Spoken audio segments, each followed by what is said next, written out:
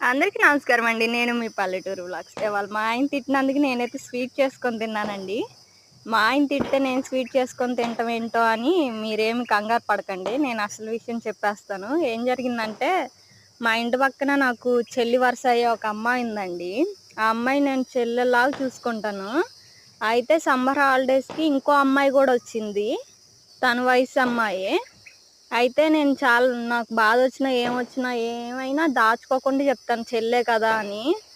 ఆ అమ్మాయితో నాకప్పుడు ప్రాబ్లమ్ అవ్వలేదు గానీ, నిన్న, మొన్న 2 రోజులు వాళ్ళిద్దరు నాతో మాట్లాడకుండా వేరే వాళ్ళ ఇంటికెళ్ళి ఆ మహాతల్లి పని చెప్పుద్ది, వాళ్ళ పిల్లోల్ని ఎత్తుకోమని చెప్పిద్ది అని ఉన్నయి లేనివి చెప్పారంట. అయితే అది మా వారితో ఎవరో అన్నారంట. "నువ్వు వాళ్ళకి పని చెప్పటం ఏంటి? వాళ్ళని తిడతన్నావా ఏంటి?" అని నన్ను తిట్టాడు.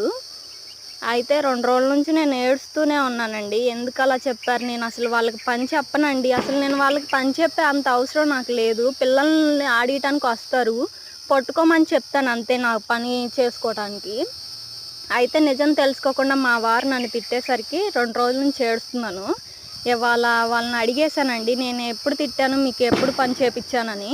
అయితే వాళ్ళు ఎవరని నా మీదే రివర్స్ అయ్యారు. అయితే మా వారికి చెప్పాను. "ఓ అవునా" అని రిలీజ్ అయ్యారు. అందుకని సంతోషంతో స్వీట్ చేసుకొని తిన్నాను. తప్పు తెలుసు